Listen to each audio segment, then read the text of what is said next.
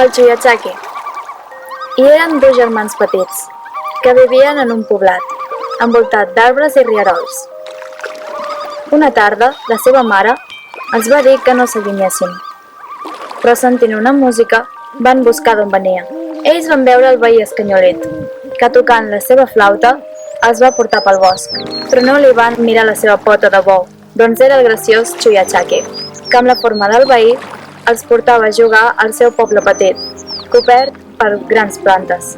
Quan arribaven, el nen que venia darrere, punxant-se amb un arbust, va despertar.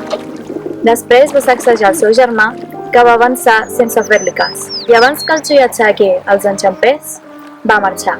El seu poble va demanar ajuda, però només el seu pare i el pescador de paitxes, amb el seu gran arpó, el van acompanyar. Quan van arribar, el pescador es va aixecar i donant-los voltes es va marjar, mentre el pare es va dur a tots els nens al poble. Els Chuyachakis es van amagar en forats, però el pescador els va treure.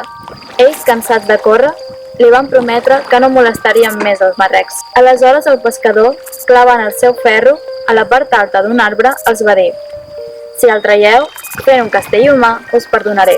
De pressa, pujant un sobre l'altre, encara que gairebé cauen, ho van aconseguir. Des d'aquell dia, els Chuyachakis només visitaven el lloc per regalar la seva música i caminar sobre xanques amb els nens. A l'home de l'arpó només se'l veia navegant molt lluny, seguit per dofins i tortugues.